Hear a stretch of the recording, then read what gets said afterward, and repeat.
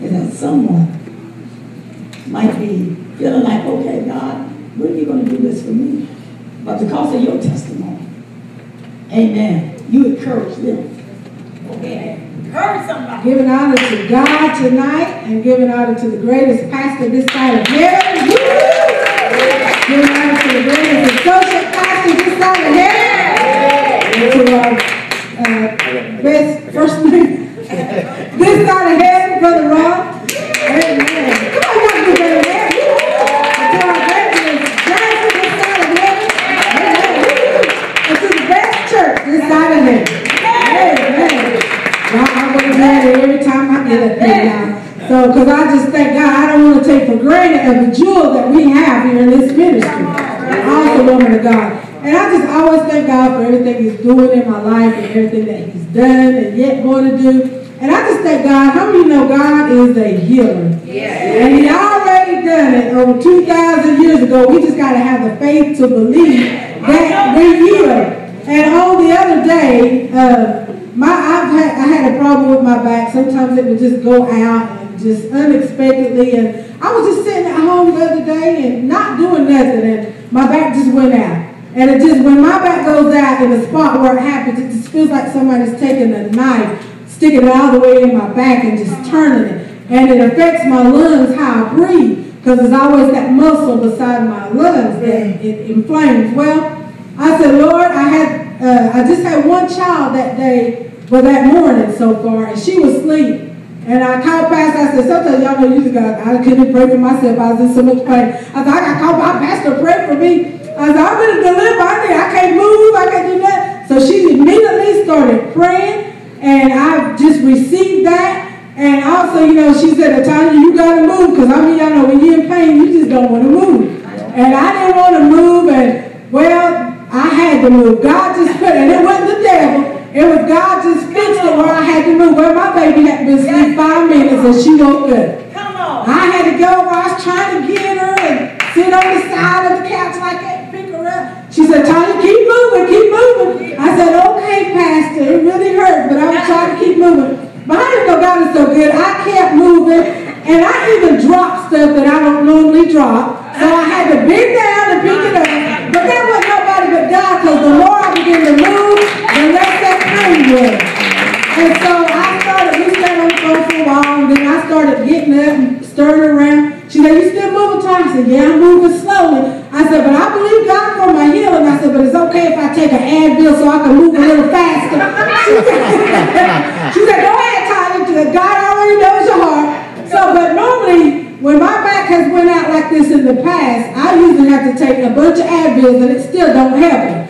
So I just took that one Advil, and I still kept moving and moving. And the next day, I still began to move. And I believe God, I said, just according to my faith. So I said, God, that He healed my back. I didn't have to use it. I missed a day's work. I didn't miss no day's work. So I just thank God. He is such a good God. And it's so true that by His stripes, ye were healed. So it don't matter what happens down the road, just know that you already healed, but it's according to your faith. And so I just thank God, and it's according to your faith. She said, say it again. So I just thank God for that. And how many of y'all know y'all remember Minister Maddie that used to come and minister through music, very anointed woman of God? Well, she had called me, and she's been having us to pray because she had cancer. And she's been going through a lot with that, but she chose not to have chemo. She chose not to have her breast removed. She said because she knows what her God had told her. Yeah. And everybody was trying to encourage her to go ahead and do those things that she know God done told her not to do, because she was standing on God's word and believing Him. So how many know when people's in your ear, but God done told you something, you keep trusting in what God already told you. Don't listen to what people's in your ear trying to get you to do. So she called me, I guess it's been a week ago now, and she gave me a praise report. She said, you tell your church, she said, I am cancer free. Cancer free. And she didn't have no breast to do, and she didn't take no chemo. Cancer free. And she said, before she goes, she said, God said, when you tell the people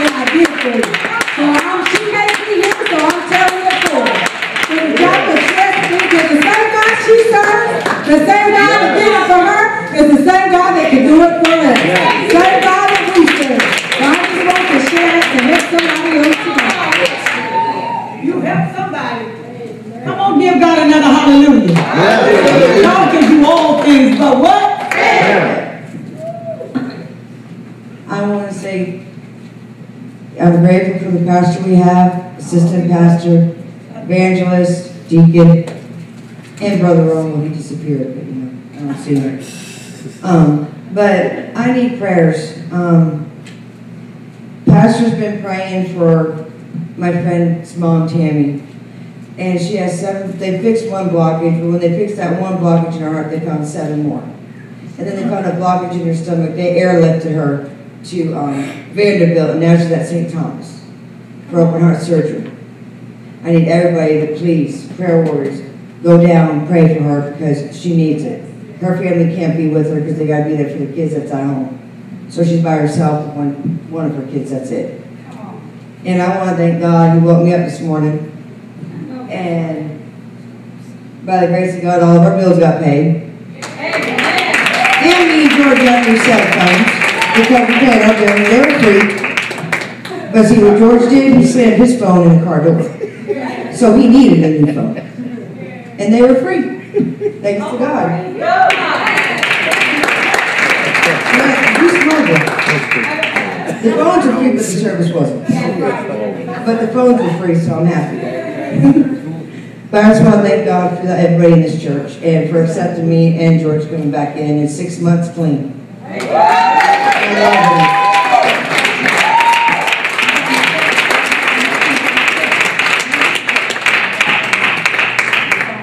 him. My phone's at a minute, but now I got to do it. Okay. Come on, give God a praise.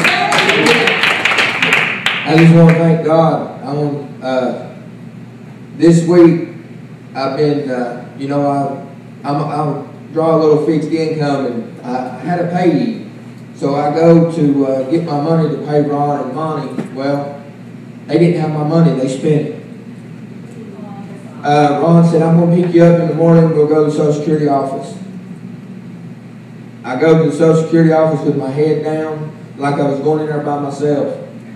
But God is always on time. They give me my own check and put it in my name. I don't have to have a payee no more. And, I want to thank Ron, as he knows that the last time I was here, I read with him. He said, I hate to let you go, but there's somebody that is needing somebody to detail cars in Morristown. So I went and talked to this guy, and he said, I'm looking for a good Christian man to work with. And he said, do you want to work? Well, he gave me the job, full-time job. We just signed a lease today on the west end of town for a garage to build a retail cars. And I want to tell you, if you let God control your life and lead you in the right way, bless God, He will get you there. Amen. Somebody said, bless God. He sure will get you there. I want to thank God for Charles and test, and I thank God for passing that little test. I went to third shift a couple weeks ago, and the machine they put me on don't want to run. I'm on third, so I'm sorry, on first shift. It don't want to run. You're supposed to get 12,000. I found like 1,000. I have the same shame. Yeah, my supervisor came to me last night, like in a hateful tone, and I just looked at him and smiled, just like, you know what, no disrespect. I was like, but if you can't talk to me the right way, please don't talk to me at all. I don't come to you like I'm crazy, don't come to me like you're crazy. And continue praying to me as I continue praying to you.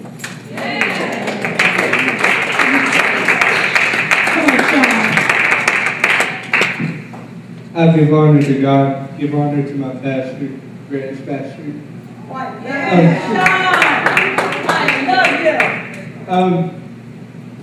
Standing here today, 28 days away from graduation.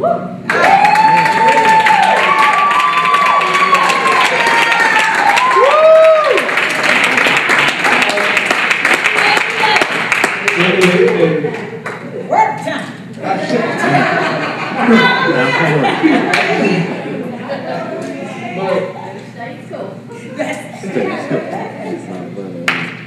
I went home last night after prayer, sat down on my bed, thought about what everybody else was saying. I was like, wow, I've heard all of them.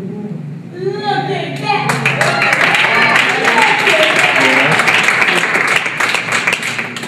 And I'm standing here today, depression free, All right. excited free.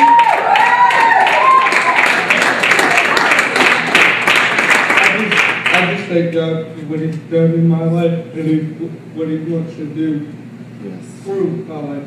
Uh-oh. I'm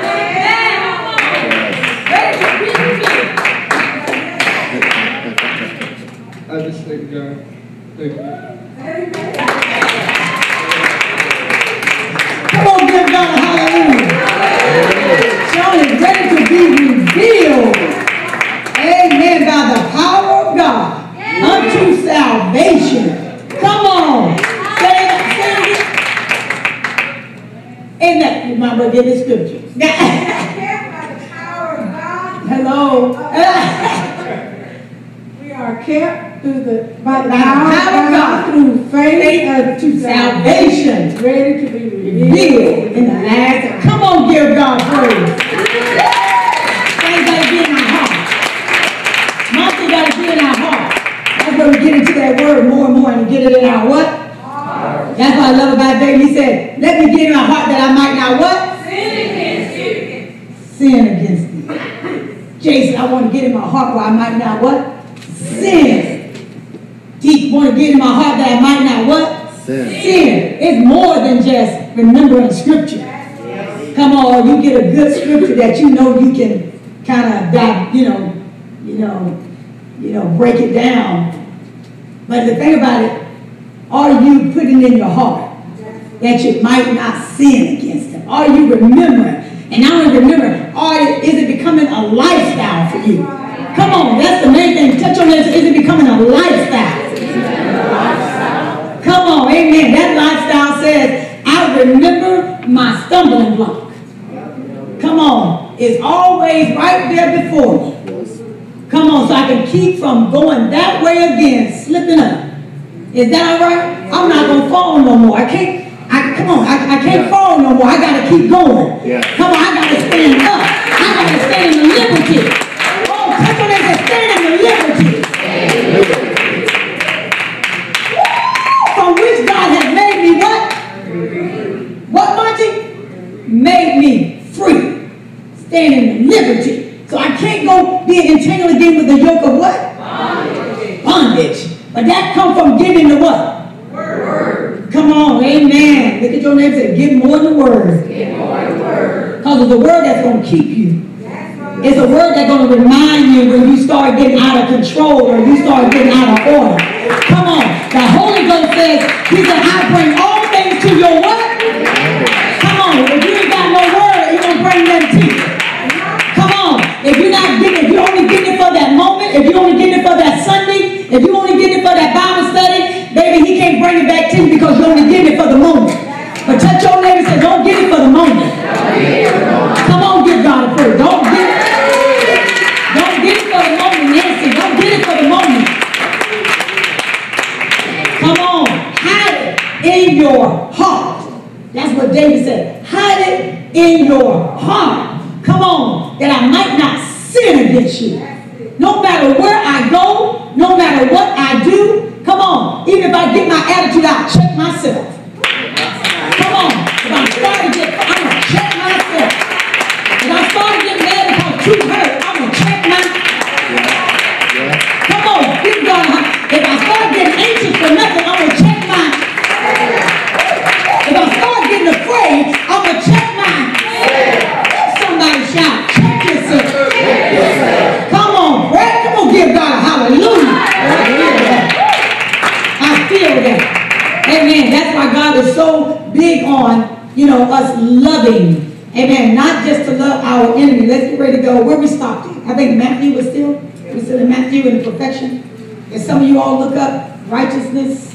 and perfection. And amen. And then I'm going to call on some of you to Monty, Deacon Fry. I want you to lead us off with what you got. So Matthew's, I think 5:48 are the last. But the thing about it is that God is calling for his remnant. He's calling for his people.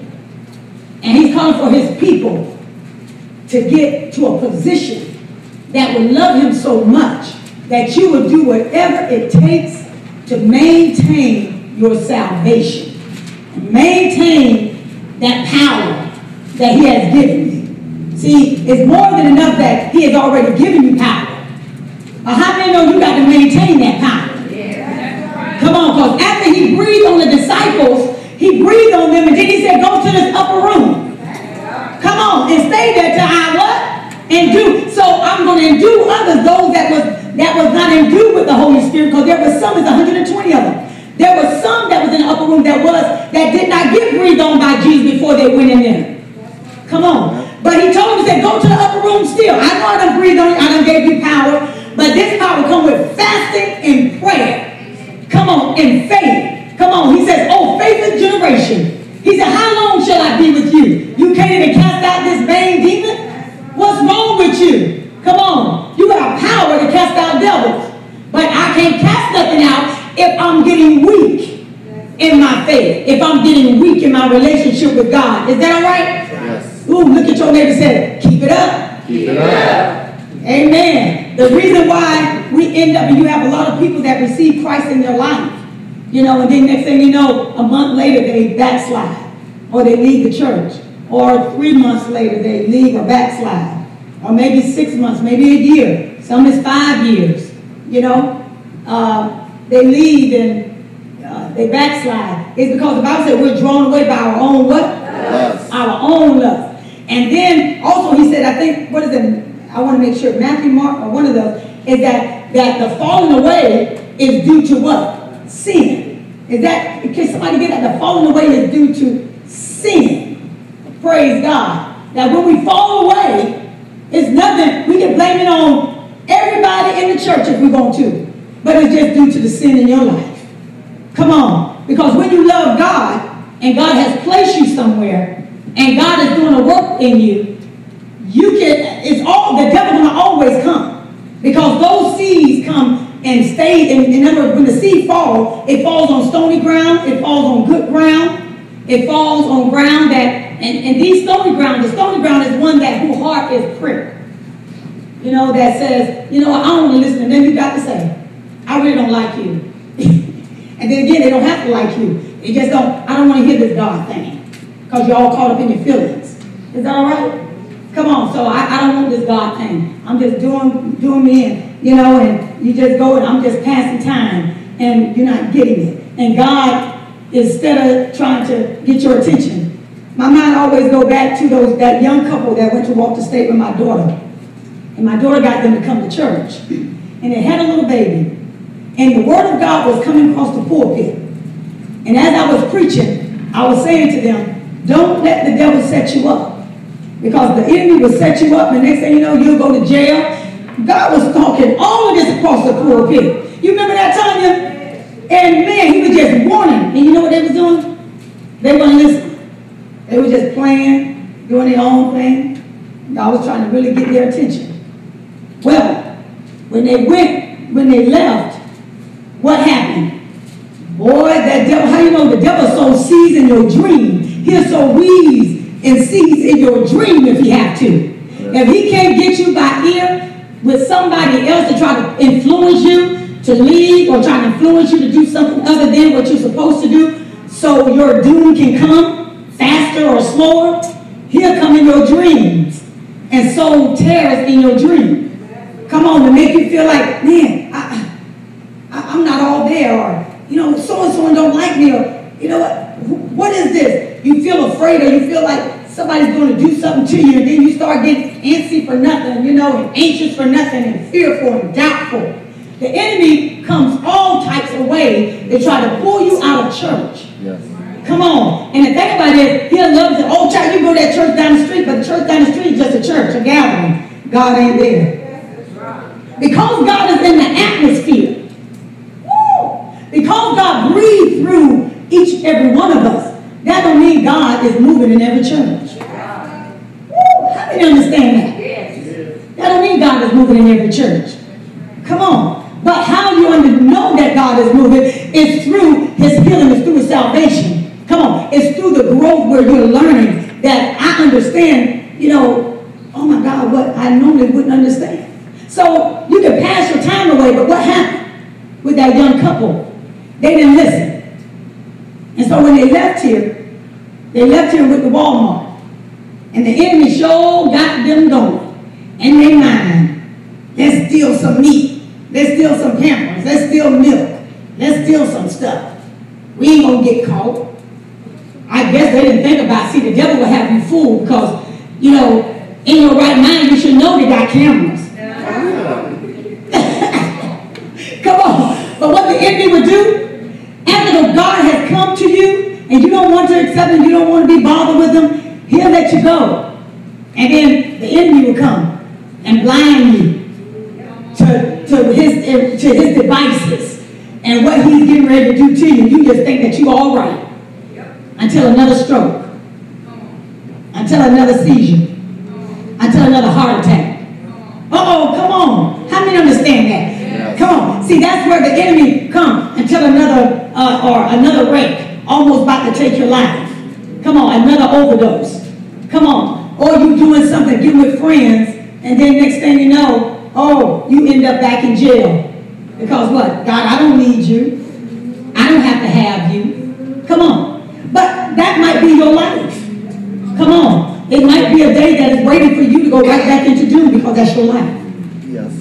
How many understand that? Yes. Because God said, I preserve the wicked for the day of calamity. He said, I got wicked people already preserved. Those that don't want me, I got them waiting for their own doom and the doom of others. That's the word. You said, what kind of God is that? A God that knows that you don't want him. A God that knows that everybody ain't going to go his way. A God that knows that everybody's not going to accept him as their Savior. That's why he made a heaven and a what? Hell. Come on. Everybody's not going to make it to heaven. Come on. And God don't accept anything and everything that we do. That's why he called for perfection. Because the love that he's telling us about is going to cause us to get in right alignment with God. And cause us to sacrifice some things in our life. And shed off some things. He said, how much do you love me? Do you love me enough? I love me enough to get rid of that attitude? Do you love me enough to make yourself, come to a place of getting rid of pride? Do you love me enough to change your life? Is that all right? And one thing I love about the grace of God, he'll continue over. Somebody shout over and over. You got 35, over. You hit 40, over. You hit 50, over. You hit, might be 60, over. Stop. Woo. Some hit 70, over. Some hit 80, over. Stop.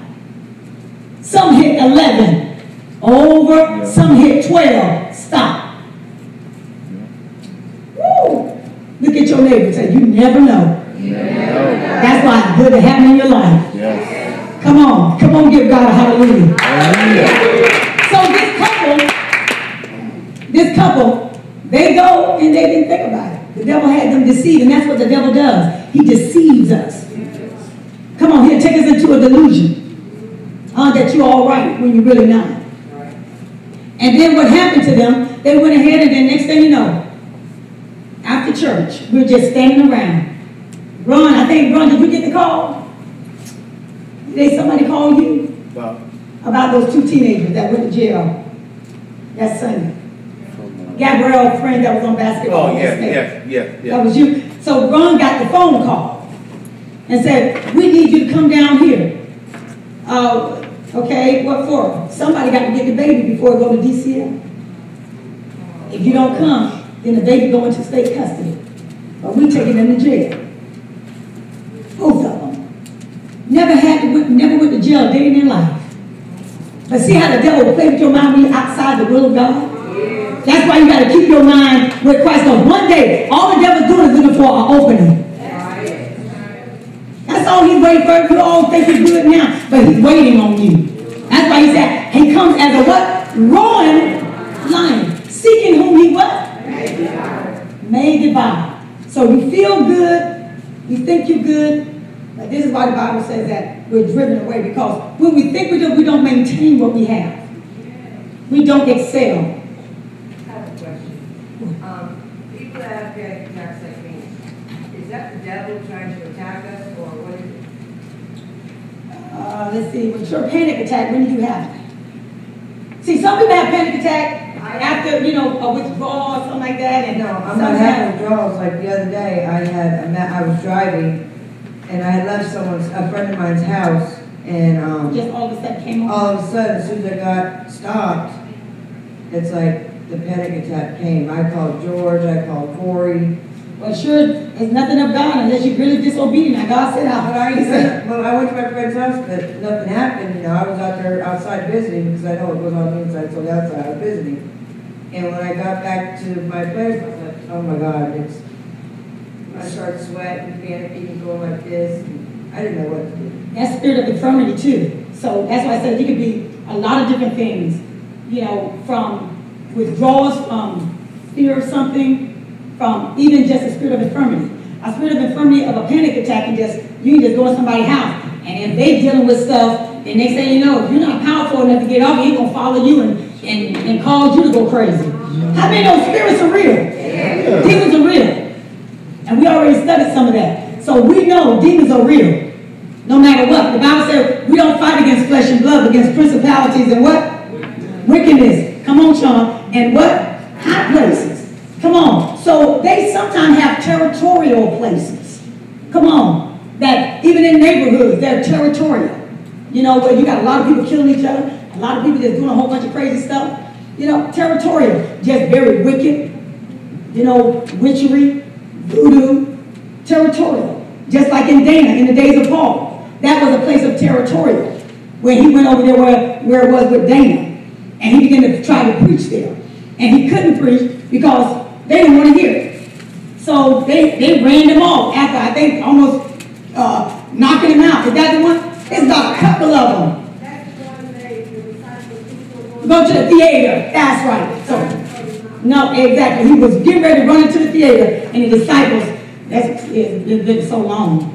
But the disciples, Peter them, told him, don't do it. They said, we'll meet you on the other side. Isn't that something? They said, we ain't going there either. Territorial. Because they were serving what? Out of God. So that's where you have you got your wisdom. So with that panic attack, it could be that, demonic spirit is everywhere. So you could be dealing with a demonic spirit. So, and then a lot of times too, we got to make sure that even with panic attack, it feels like a panic attack, but it may be something that we drunk, like too much caffeine. Cause you to come on, get all nervous. So you can't blame it on the devil. Just stop drinking all that caffeine. Come on, or them energy drinks. How many have had energy drink and you got a panic attack? Come on, get you all nervous. And you done drunk one, now you got to go to 3 and 4. You ain't drunk no water, no tomato juice. VA. Come on, ain't no food, and you still just slugging them down like it's a soda. Come on. Energy drinks. My nephew, I don't know why his mother kept giving him energy drinks. But I guess she wanted to pump him up, keep energy going to school. And I used to tell her, stop giving that boy energy drink. Well, he ended up having seizures back to back. And the doctor told him, said, what are you giving him? This is not normal. He knew it wasn't normal. And she said, well, I just give him, and she didn't told the truth, that she gave him energy drink every now and then. No, she was giving to him almost every day. But it started having an effect on his body, on his mind, on his nerves. And so he started having a seizure. Every time he turned around, seizure. And so they got him stable and said no more energy drinks. But see how God have to let some things happen to get our attention. It's sad that bad things have to happen for us to humble ourselves. Bad things have to happen to get our attention. And it never should be like that. It should be I know what's good. God is good. Yes. If God is good, why do I want the things that hurt me? Come on. If God is good, why do I want to depend on those things to hurt me? Come on, is that all right? You understand that? Yes. Why do I want to get around these people that hurt me? Why I want to be around folk that do the wrong things? Why I want to be around folk that gossip and all that other stuff? Come on. If God is so good, and he's so good to you, and you can see over your life where he brought you from, why? Why? Why you want to go backwards rather than forward? Is that all right? Come on, God is soon to come. And if you don't plan on going to heaven, I feel sorry for you. Is that all right? Yes. All right, so let's get ready. What is the scripture that I asked you all for? You're going to open it up and deep. Y'all ready? Let's get, who found that scripture I think falling away? I think it's another, I know it's a couple of them that's in the New Testament. But it's fall away due to the lust. But this one here is fall away due to sin, fall away of the church. Yeah, but we'll get it. I'll come back to it. When you don't read something in a long time, it's kind of hard to read. Okay, so now, Matthew 5. I think it's like Matthew 5. People say it's hard to be perfect. And I told you to look up, what? Righteousness, perfection. What do? You gave yourself a thing on perfection. Perfection. Yeah, But righteousness, go ahead with what you have. Now, righteousness. And what scripture do you got?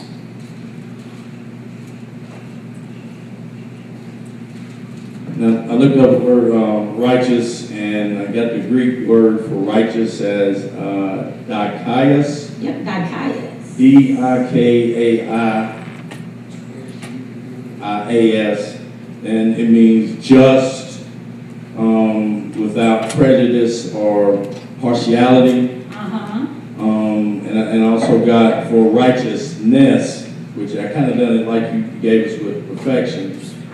Righteousness is dikaiosone, how I pronounce it, D-I-K-A-I-O-S-O-N-E, which is the character of quality of being right or just.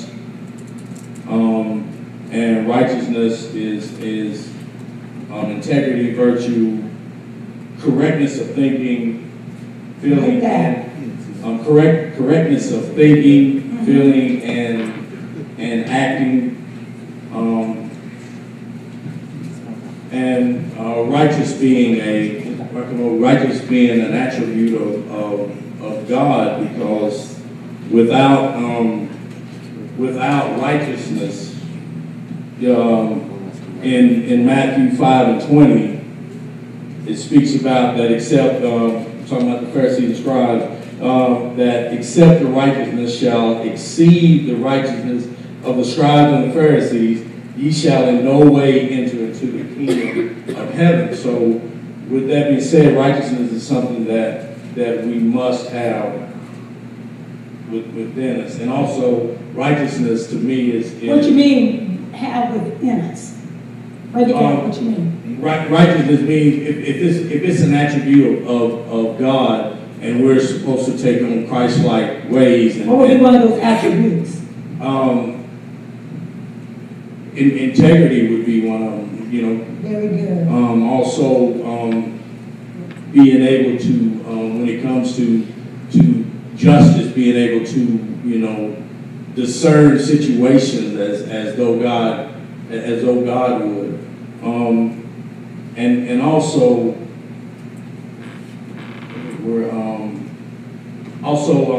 righteousness is also is a. What I came up with, righteousness also is a.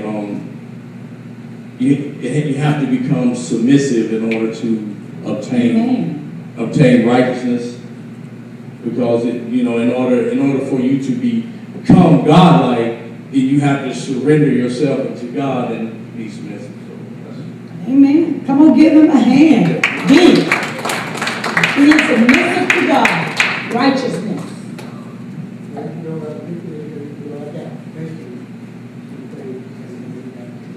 Just go ahead and give me what you got. Before you go with that, definition was Romans 10:3. Okay. Now, when you say Romans 10:3, go ahead and read it. Why? You getting it together, dude? For they being ignorant of God's righteousness and seeking to establish their own righteousness, have not submitted to the righteousness of God. Okay, so explain that.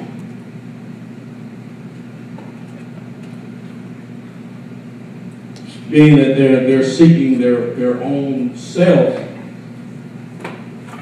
which means they're still living worldly. You know, we know that the How do one seek itself?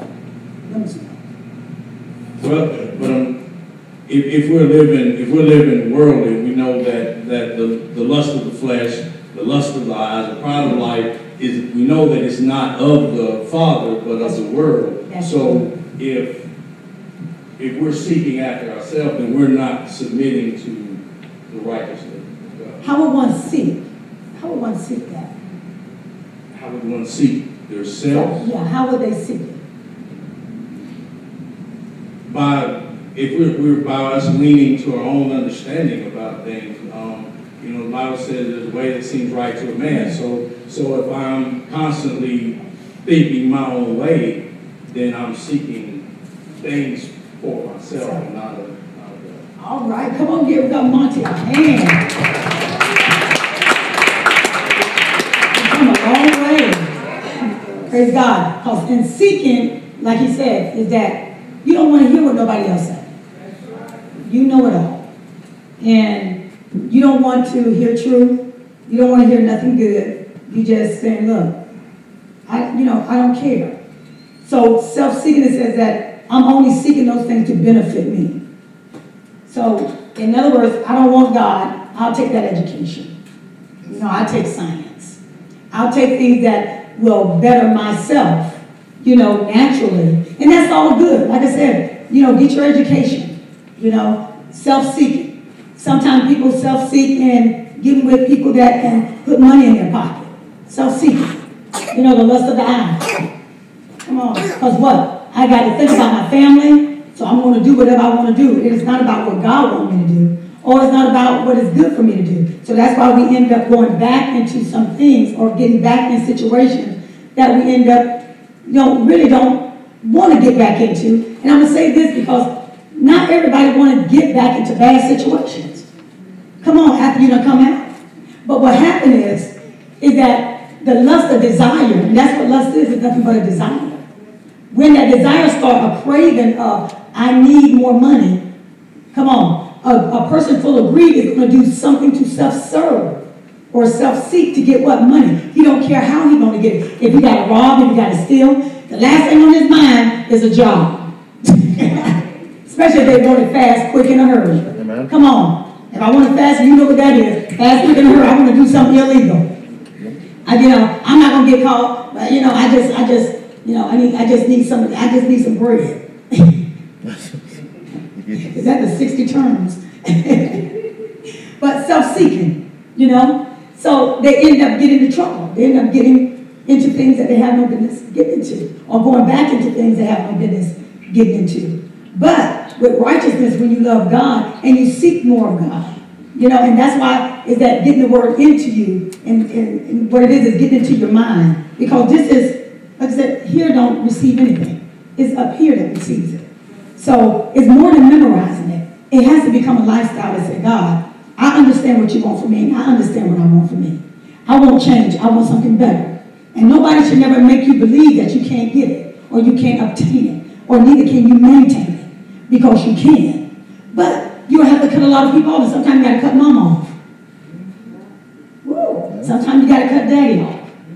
Sometimes you got to cut sister off. Cousins. You got to cut a lot of people off. And these might be people that you really love. But if they're going to draw you back, or should I say this, they don't draw you back, they influence you. Come on. And if you're not strong enough from being influenced, you know what's going to happen? Somebody going to pull somebody. Even a girlfriend. I know from all these years, I mean years and years, that you have girlfriend and boyfriend, one on the opposite side, One loving the Lord and one on the opposite side. If that woman that loved Christ is not strong enough to pull that man that is not saved, what's going to happen? That man not saved going to pull her. She's going to be in the club. She's going to be doing stuff. Come on. Amen. So it's got to stay in your ground. You know, you have to stay in your ground. So if there's a tug of war going on, you're not gonna get along. Because light has nothing to do with what? Come on, that's all through the word. When God began to speak to light and began to speak to the darkness, he divided the darkness from the what? So what he says about us Christians? Light has nothing to do with what? What he spoke is the same thing he speaks now. He brought it to existence, and he's still speaking things into existence to let us know. You can try it if you want it, but it ain't going to work. Unless one comes to a point of submission, like Monty said, our Deacon Monty said, to a place of submission that says, you know what, I'm not going to adhere to that. I'm going to stay. And that's where you got to have a love for God. In that relationship that says, I like how I feel. I like being sober. Oh, is that her? Yes. I love having a good attitude. I love being ambitious. Yes. I love going to work because I ain't went to work in 6 years. I ain't had no job. I just was I love going to work. I love working. I love having good health. I love eating good. Come on. Because before, eating always had you going to the hospital. But since I got it all squared away, I love eating good and taking care of myself. Come on, I can understand that.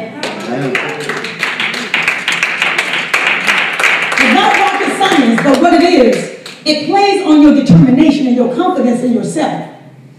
But only way that I can have that is through Christ that strengthens me. That's why I said I can do all things through what?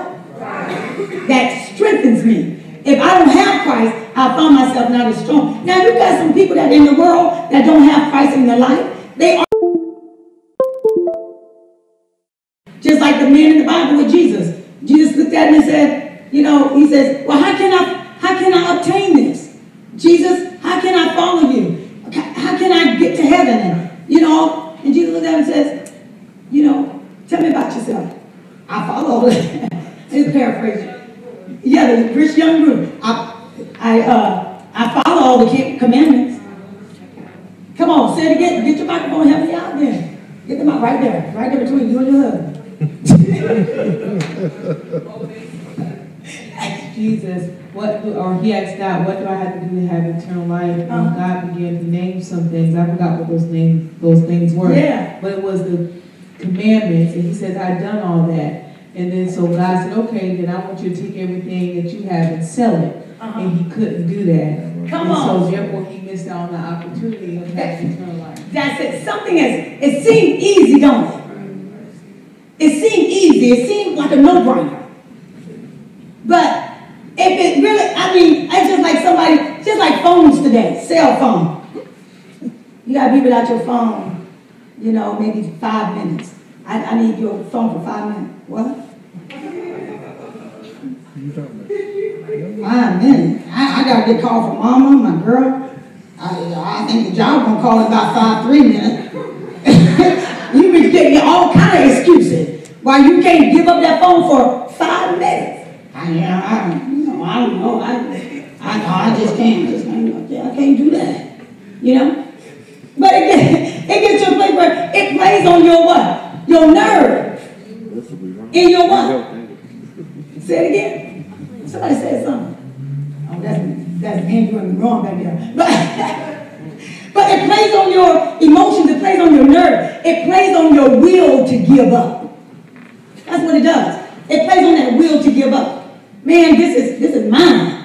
This is mine. Nobody gonna make me give up. I don't want it. What you talking about? So it played on his will to really say, do you really want to do this? Or are you just saying something?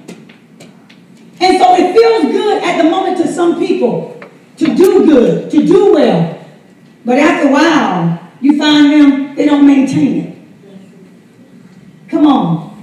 Sometimes it takes a lot of accountability for some people to maintain. And that's where you need to be with accountability. But sometimes, after a while, accountability ceases. And then you got to do something. Come on. But when accountability is it's not there, you find people drifting. They drift off. Or they fall by the wayside. Because you know why? Their will, that ability to say, I really want this. That determination to say, that's what I really want. That they know, confident in what they know what they want. They find out, I can't live out what I want. Because I just said it because it felt good moment. But as soon as it's over, man, I'm getting out of here. Well, you gonna say something? Pastor Thomas, go ahead. Go ahead. You can get some of this. No, I mean, I'm just, you are saying something.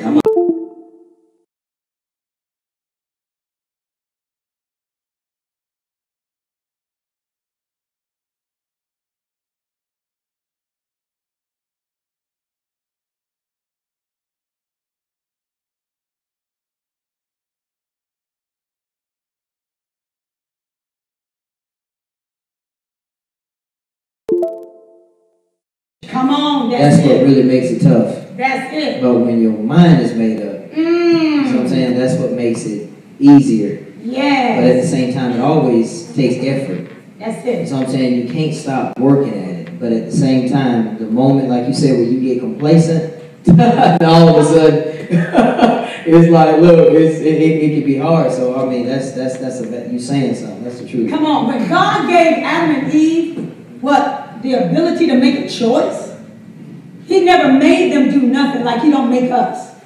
He don't make you do what you do. It's a will in you that does it. But the minute He gave them a choice, that choice determined what they was going to do. After and before. Isn't that something? Before and after. While they was in the garden, after she talked to Satan, and then after they left the garden. It determined a lot of different things, whether it was going to keep their relationship with God or whether it was just going to dwindle down. Decisions. Oh, look at your neighbor and say decisions. Decisions. Come on. Decisions is what determines where we're going to go, what decision you're going to make. Making sure that you make the right decision for your life, not somebody else's. Come on, is that right? If it don't feel right to you, look at your neighbor and say, don't you do it. Don't you do it. Is that all right? Good job, Monty. Go ahead, Dee. What do you want to say? Definition I got from was the quality of being right, justifiable, goodness, upright, honest, pure, and one really stuck out with me is integrity. Yes. And when I looked at that word integrity means you have to stand for something. Stand for something, you're going to fall for anything. You're fall for anything. And I like the part about, you know, when I'm looking at this, I'm looking for a scripture that go along with this and back this up. And it took me to I Job like that. Go ahead. 27. Come now, see, that's where I was getting ready to go.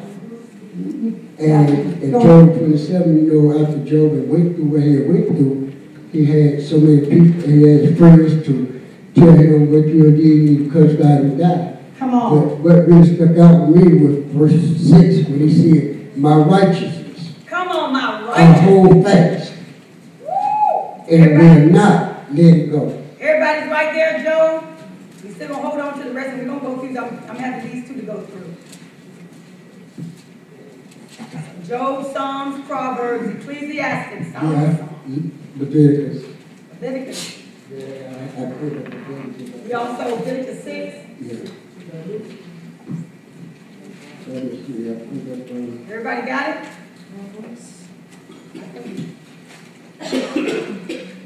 I'm getting there, y'all.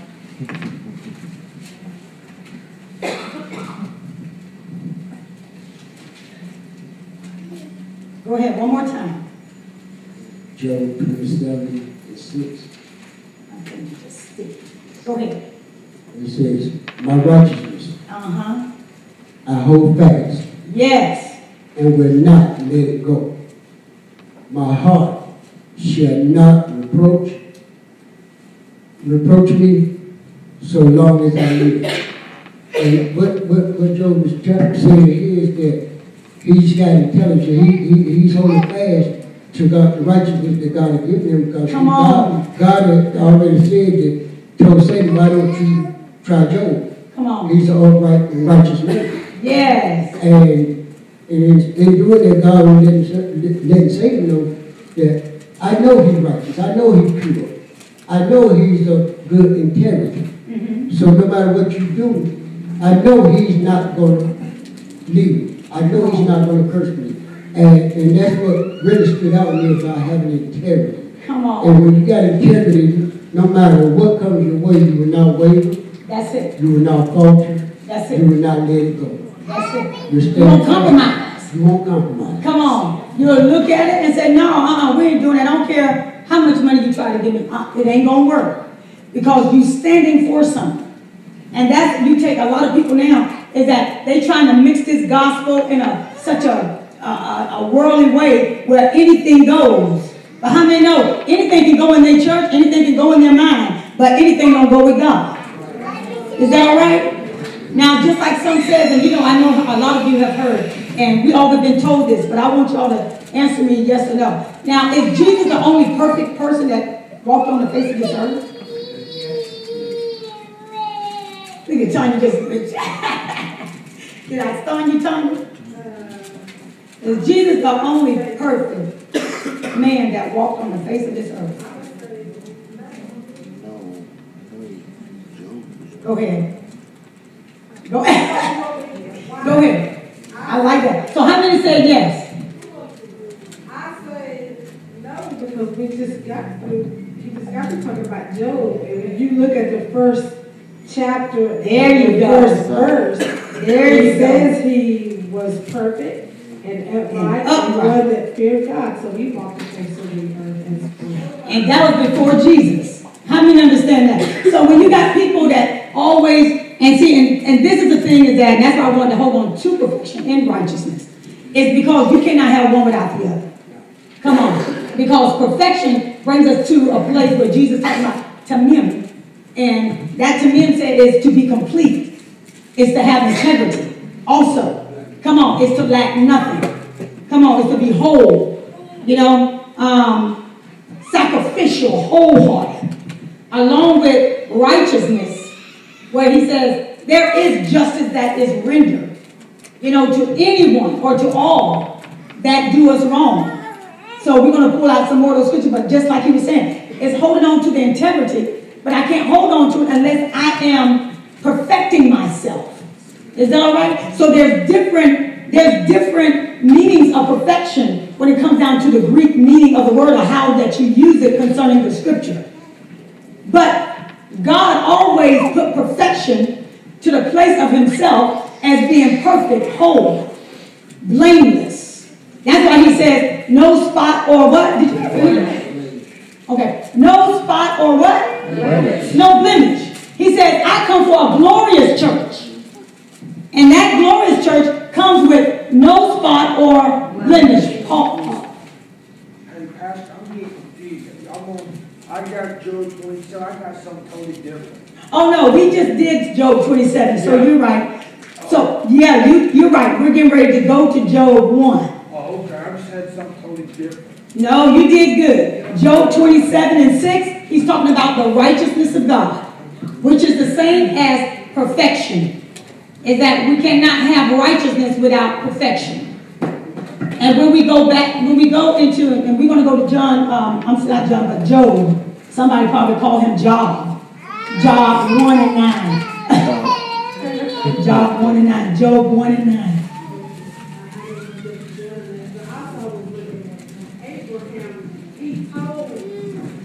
Because if he didn't think nobody could, he told Abraham to walk before me perfect. That's it. That's it. But he also too, as he told Abraham that, but it's a thing that I look at Abraham because Abraham did, but still he said, walk before me perfect. So afterward he did walk perfect before the Lord. But I look at with Noah, he called him perfect. You got that scripture too? Yeah, that's good. So those that don't have the scripture, when you get a preacher to preach to you that, oh, ain't nobody perfect but God, ain't nobody perfect that walked on the face of the earth but Jesus, take him to Job 1, and then we're going to give you some more scriptures. To let them know that even before Jesus' time, Jesus is still God. So he is still, Jesus is still the same one that spoke the earth into existence, spoke light, divided light from darkness. Jesus is just the one that came down because we could not behold God himself, his total self, because we would die. That's just like looking at the rays of the sun. But when we look at it, so let's read Job 1 and 9. She just read it. And then we're going to go, you got other scriptures? Job 1 and 9. So when preachers go to say something, when Christians go to say something, it's nobody but Jesus, the only one that was perfect. I'm sorry. It's not. That means that God gave us the capability of living a life sinless. But you got to be finished. Come on. You can't be swayed. Because he said a wavering man is unstable. And all what? No, in some of his ways. Every now and then. All his ways. I can't trust you. 1 minute we're talking about money, the next minute you're talking about dogs. Come on, unstable. 1 minute you're talking about staying here, next minute you're talking about Chicago. Unstable. 1 minute you're talking about, well, you know, I like this girl, but you're trying to get 2 more. Unstable. Is that all right? Unstable in all your what? Ways. Come on. You might, and that's where we was talking about on last week. It's maturity level. That maturity level said that I know what I want, even though if I can't have what I want, I'm not going to settle for anything else less than what I want. Because you can't always get what you want sometimes. Is that all right? Some things are not just for you. And you can't force it to be for you. But I don't have to settle anywhere else. But I'm not going to keep switching. Is that all right? Instability. That's a person that's not stable. You don't know what you want. You don't know where you want to go. You just all over the place. Come on. You don't know how to get there, and you don't want nobody to tell you how to get there. You just want to roam. Yeah, got people just roam. All over the place. No stability. And then, the thing about it is that with that no stability, they take other people along with them. Unstable in all their what? Ways. So if I'm going to have stability in my life, I got to learn to be still. I got to learn to value them. I have to learn to get some things out of my life and out of my thoughts. If I know it's not good, it ain't even worth it. Let me just stay on track. How can you understand that? Go ahead. So Job 1. So we're right there. You got it? Okay. Job 1 and 9. What, 8 verse? Yeah, 8. Yeah. The first, go to, 8 verse. He started from 8 verse. And the Lord said unto Satan, Hast thou considered my servant Job? Have you considered? So this is God talking to Satan. And the thing about it is, Satan really wanted God to put his hand against Job. That's why she wanted to go up. So you want to go, you want to get it? Okay. You said 9, but you know, I thought you wrote the one with the perfect. Yeah, that's Job 1 and 8. 1 and 8. Yeah, that's the one with the perfect. Yeah. 9 didn't say it. Oh, okay, so that's 1 and 8. Yeah. Okay, good. So go ahead. So Satan says, I ain't got no power. And everybody always, Satan this, Satan that. Satan don't got no more power than what you give him. And then again, you ain't got to give him nothing. He just stand there and look at you, make a mess of your own life. Come on. You tell lies to your own self. You beat up your own self. Is that all right? Come on. So Satan don't even want to bother you because he got you anyway. So it's like, I just wait on them when they go to hell. I just wait on them till when they arrive there, boy, I get them in. That's my tormenting station. Come on. Because that's all you're going to get when you get there. You're going to have torment like POWs get tormented all night long. Water splashed in their face, going down for the count, just about to get drowned, They cutting off their fingers, torment for the rest of your life. Now, you live here in torment, and then you go to hell and it's alive in your torment. And you think that you really got something going on by ignoring God. Boy, thank God. Don't let cell phones go to hell and take a picture. Boy, I tell tell you what, if they, a lot of people like a rich man that wanted to go there and say, can I call my brothers? Can I call my sister, let them know this is real? That's why God put the story in there, because it's real. Can I go? I need to tell them that it's real. It's happening. I mean, man, don't come down here. This thing is real. If every last one of our relatives or people died and could tell us, will we really believe them? We don't believe now. What will it take? Come on. So, thank God that cell phones don't go there. So, go ahead.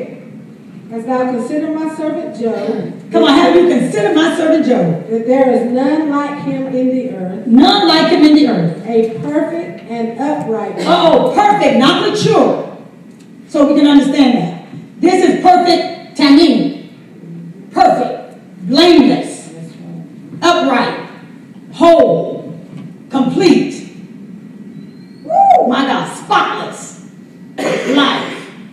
He did not sin. And if you have a pastor or preacher that's, come on, he done sin, something he doubted. Job never doubted God. He cursed when he was born, but he never ever cursed God. So Job was without sin. Come on.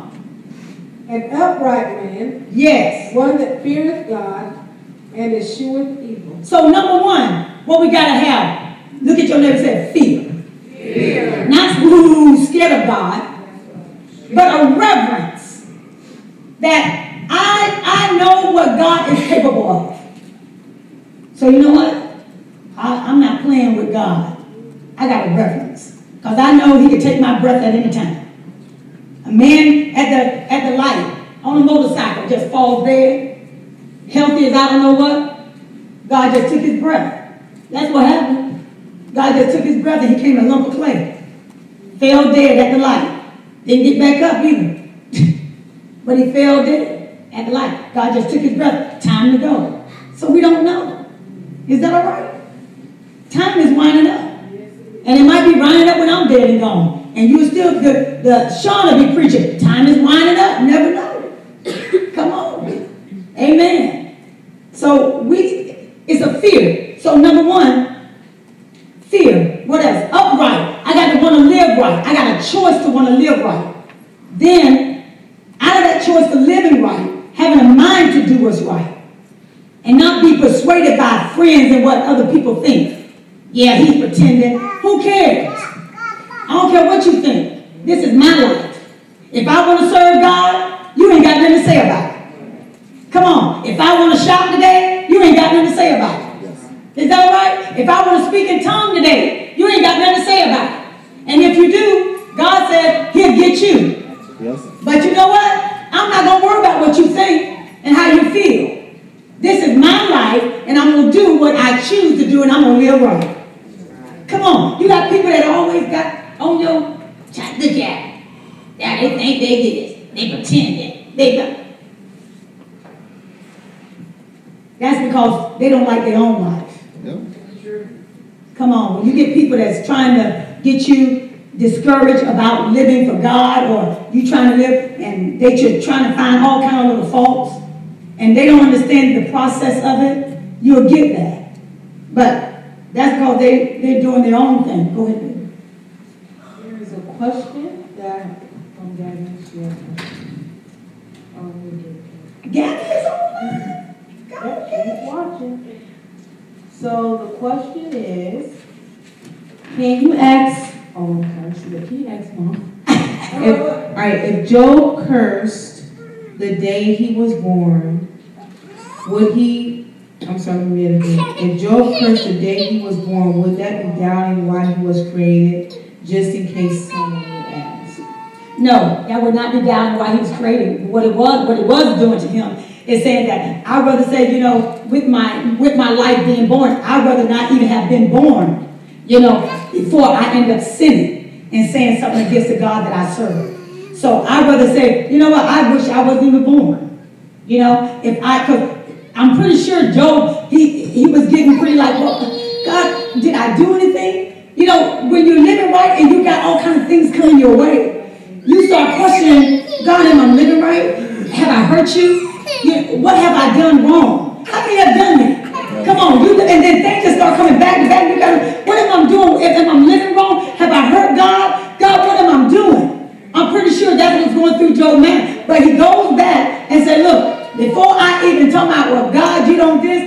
all this, God, you don't care about me. God, go ahead and kill me. God, you got some people that, the reason why they talk like that to God, because they know God's grace and mercy prevails. God, go ahead and get it. He's supposed to be God. Well, my God, why are you going to tell somebody like an entity like God, and He the one that created you? Because you know grace and mercy prevails. Come on. And God knows your heart. And He knows you're really scared. But you're just saying stupid stuff because you can. So God said, well, I'll wait before I'll let the wolf come. Come on, then next thing you know, you getting paid for everything that you done said wrong to God. And how you treated other people and how you treat the people of God. Come on. You reap what you what? So. It comes back around and around and around and around. Is that all right? Come on, that's why we want to be careful with what we say. Guard our tongue. So ask, is that okay? Go ahead. Then Satan answered the Lord and said, doth Job fear God for naught? Did Job fear God for nothing? Hast not thou made a hedge about him and about his house? So he said, have not you made a hedge about him and about his house? In other words, a hedge can be made out of fencing material. It can be made out of straw. It can be anything. It can be made out of vines. It can be made out of rocks. It can be made out of anything. Something that's going to protect you from anything on the outside. So Job said, now, you got a hedge around him. Ooh, look at your neighbor and say, God got a hedge around me. God got a hedge around me. The devil can't touch me. So why in the world I'm worried about him? Right. Come on, give God a hallelujah. I'm not worried about somebody that can't touch me. Is that all right? Woo! Go ahead with the other one. Who had, let's stop right there because I want to get happy. I want to stop right there. Right, go ahead and get the other scripture, Noah. Genesis 6 and 9. Genesis 6 and 9. Genesis 6 and 9. Who got it? All right. Go ahead and read. Genesis 6 and 9. This is another person that lived perfect. Read, these are the generations of Noah. Of Noah. Noah was a just man and perfect in his generations. So God said he was perfect in his generations. And he was what? And Noah walked with God. He walked with God and he was what? Just. He was righteous. Come on. Look at your neighbor and say, see, Jesus is not the only one. But what they could not do that Jesus did, he died and became sin for us. He said, right, he died and became sin for us. To let us know that I understand where you are. Noah could not die for us. Job couldn't die for us. But Jesus, being God himself, was able to die for us so that he could redeem us from the curse of the what? Of sin. Won't somebody shout hallelujah? Hallelujah. Come on. You had another one? So we got Job and Noah. Daniel, go to Daniel 1. Enoch walked with God and was. Well, he didn't say he was perfect, upright. He just said he walked with him and he was no more. Daniel 1. Number 1. If I'm going to proclaim and I'm going to keep my righteousness, if I want to stay perfect, I got to get my love got to grow. Come on. I got to love to be in God's word. I got to love to not listen to negative things. Also, I got to put away worldly stuff. Worldly music. Worldly talking. I got to just change a lot of things, but I got to love to change. Ooh, is that all right? I got to love to change. And if I love to change, it's not going to be a problem. It's not going to be a problem to maintain it. Go ahead. You got it? Daniel 1? No, not at 1. Go down a little bit where he purposed in his heart. 8. Daniel 1 and 8. Yeah. But Daniel purposed in his heart. Now, look at this. So you got to write down. Purpose. Purpose. To maintain tamet. Dekar. I got a purpose in my heart to do what's right, to have integrity, to be blameless, to live a life of no sin. But the only way I'm going to do that, I got a purpose. Somebody shout purpose. Purpose says that I become to a place where I'm determined to say within myself, I can do this. I can do this. I'm going to have integrity. I'm going to be determined. I'm not going to let nobody persuade me to go to the left nor to the right, but I'm purposing in my heart. Is that all right? I'm purposing in my heart to do what's right, not to defile. And that was hard because they was only about 15 to 16 years old before they went in exile, before they got captive. And it was 3 of them. Was it 3? Meshach, Shadrach, and Abednego? That's right, okay. I want to make sure. So you got Daniel and his 2 friends. They purposed, they was together. But they purposed not to eat from the king's table because they knew to do that, that was going to defile their what? Their relationship with God. There was things in the Old Testament that defiled their relationship. That was eating defiled meats and drinking wine and, you know, and doing a whole lot of rituals and stuff, that chanting and stuff. They're going in a whole bunch of stuff that is not of God. So they had to make sure that I got to watch stuff that goes on in my life. I got to watch people that's a part of my life. I got to watch even the conversation.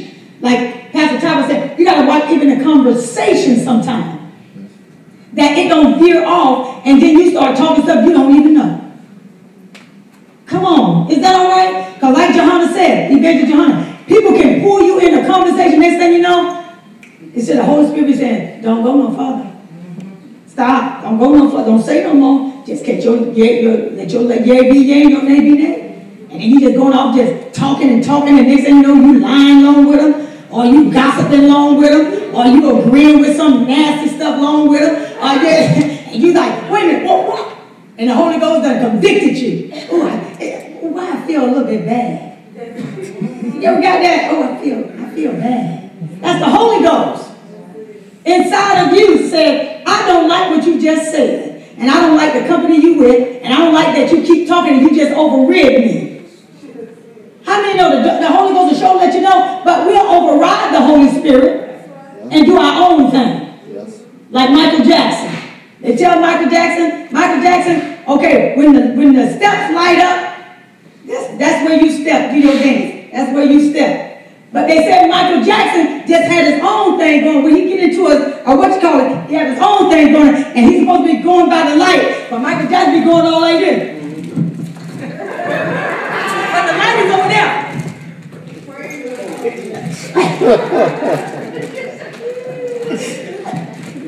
So Michael Jackson, boy, I got some money going on down there. So Michael Jackson going into his own thing, and they said he just going to his own thing. So now they had to get rid of the lights because there's a little crazy on the stage. He wasn't following the program.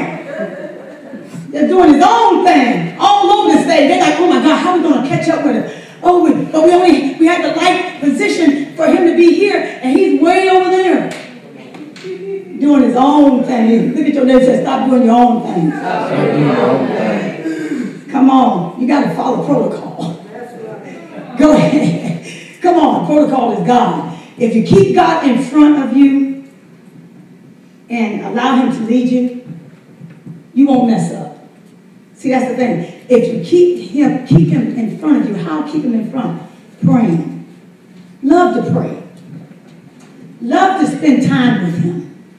Because any relationship that will grow, get to know people, it's always exciting. The one thing I learned, in relationship marriages, is that when you done been with somebody 20 years, 10 years, 15 years, you'll argue, you'll get upset with each other because you know why?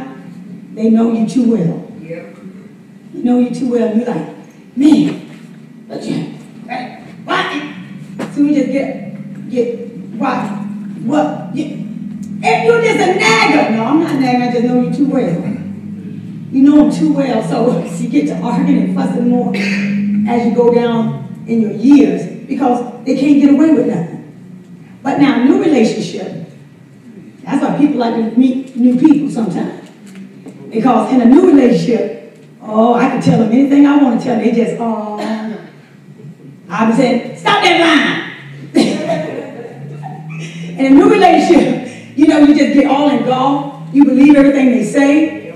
You know, nothing that they do is wrong. You know, you just fall all in, foot, shoulder, head. I mean, it's all in.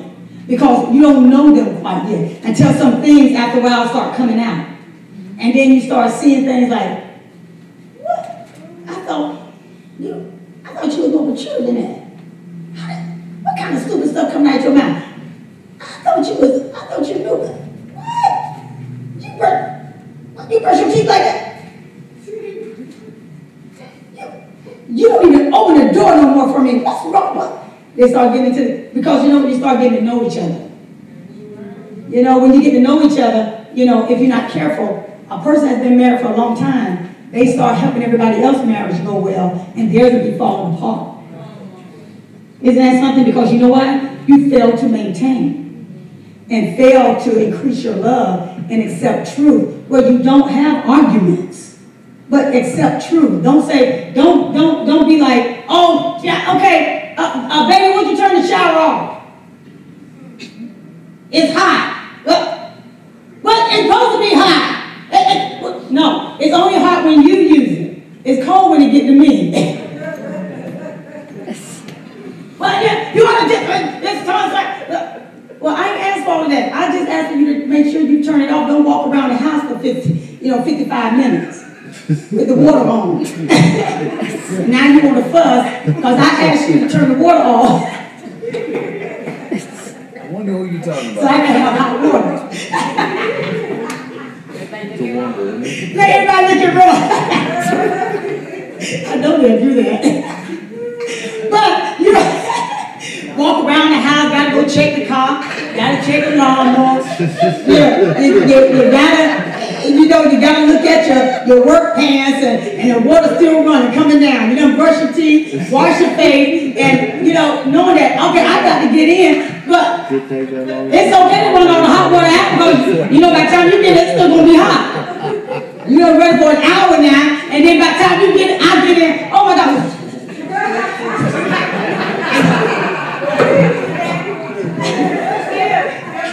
Come on. No consideration. You know, that's just gin. That's just gin. But it's I done do it so long. That's just, why you don't want to get fuss? I'm not even fuss. I'm just saying, save me some hot water. But it become an argument because what? Yeah. I don't want to hear the truth, and I walk around an hour. No, I don't. I've been clocking you.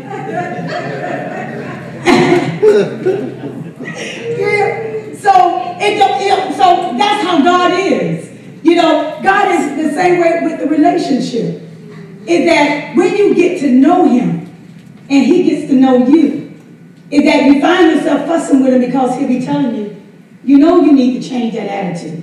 You got to change that tone. You got to stop getting mad over things that, you know, that's getting on your nerve, or, you know, you really just feel like it's just getting to me, or I take things for granted, and, you know, and I just take things personal. And God is telling you that you argue with God. She just needs, but you just need to strike her down. Pour fire on her. Oh, I'm not doing all that. You got to increase your love. Well, I don't know why. You need to tell her to increase love. Make her leave the church. I'm not doing that. In fact, I'm bringing 5 more like her. So what I'm saying, we will argue with God about, and bargain with God about a lot of stuff that we know that we need to change. And God knows in order for us to be who we need for us to be, is that we got to change it. And we cannot teeter-totter the line. And He tells us in His Word what He wants from us. But we still want to do our own thing. Because the thing about it is, it feels good doing our own thing. Is that all right? So, now, but when I maintain that relationship, don't get comfortable. That's what marriages do. Get comfortable. And when you get comfortable with the individual, now you become like an old sister or brother. Until the storm rises. Yeah, right? And then, next thing you know, when the storm rises, like, where you going? Huh? What? I've been trying to talk about for 10 years.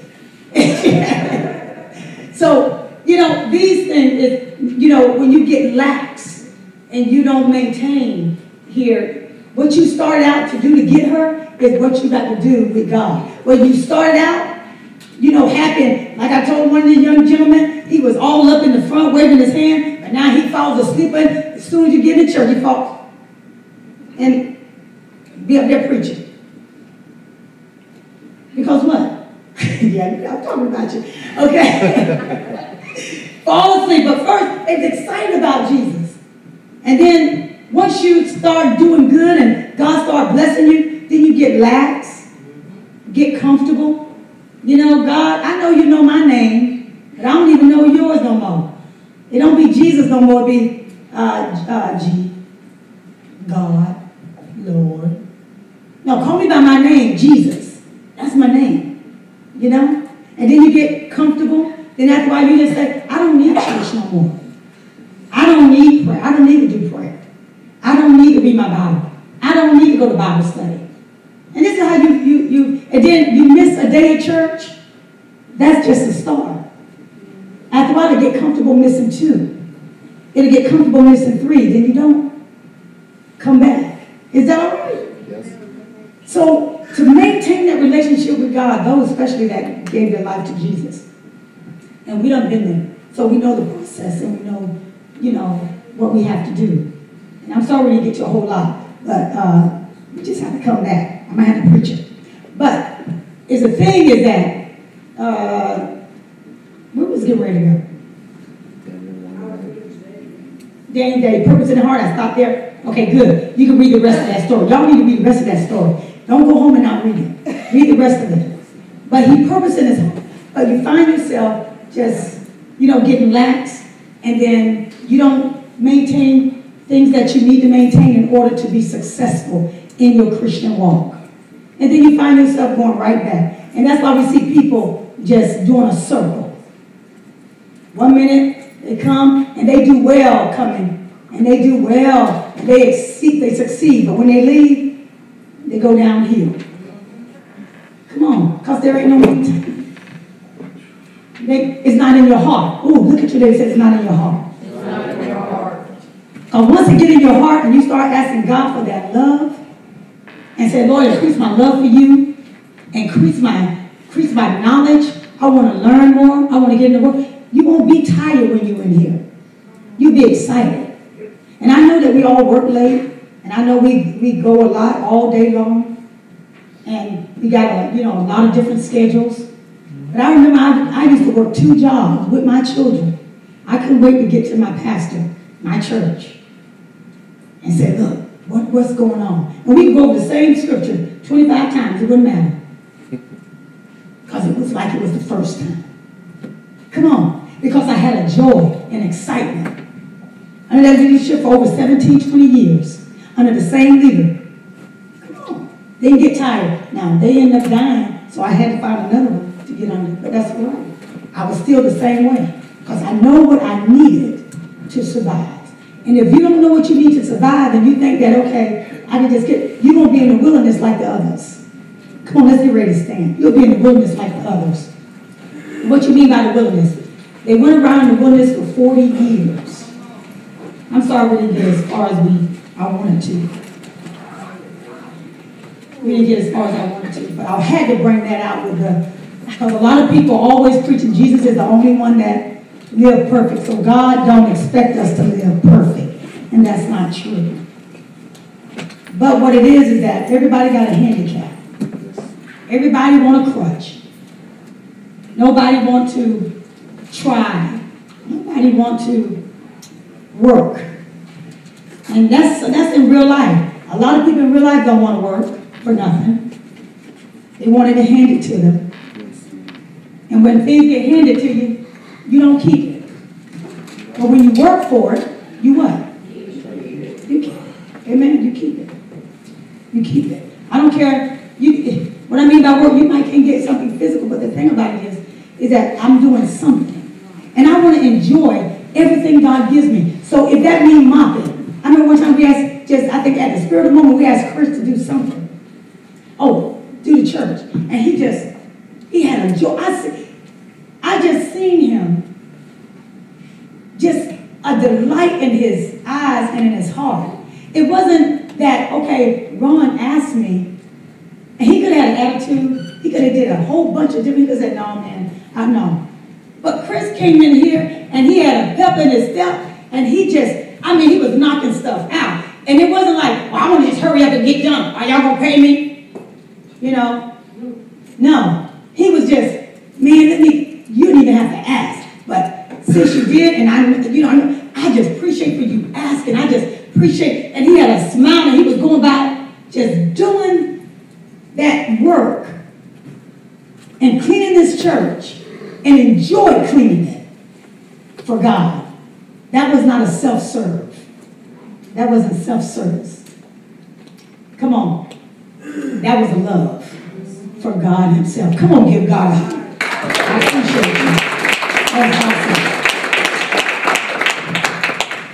So when we get to that place, don't let nobody take your joy. Don't let nobody take your joy. I don't care where you are or who you live with. I don't care who you're around. If they got to be people that's always down, I ain't got to hang around you. I ain't even got to be around you. I'll love you where you at, but I ain't got to hang out with you. Is that all right? Because I'm trying to go somewhere. I'm trying to maintain righteousness. And I'm trying to perfect my life. Not only my life in the natural, but I'm trying to perfect my mind, my spiritual walk. Come on. Because I know God is coming back. But in order to do this, I've got to make sure my stumbling block is right there so I don't see what? I don't see that. I got to see that I don't stumble over that again. Because if I don't see it, what's going to happen? You're going to stumble again. So look at your name and say, tighten it up. Come on, give God a hallelujah. That's why God took it this way as he did. How many learned something on tonight? Just the smallest thing. So the more you learn, just apply it. Just apply it. And get involved more. Get involved doing whatever. Get involved in the ministry. Don't just say, well, I'm just going to come and just buy time. God wants you to do something. Yes.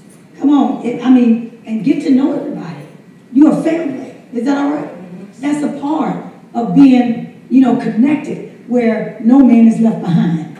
Is that all right? Yes. So that when something do come your way, is that I can call Tanya, I can call Felicia, I can call Deacon, I can call somebody. If I can't get a hold of Ron, let me get to know somebody. I can call Dual. Let me get to know somebody else other than just the crew that I'm with. So if I'm ever in a tight, I can call somebody that can pray with me or to say, come and get me. What are you doing?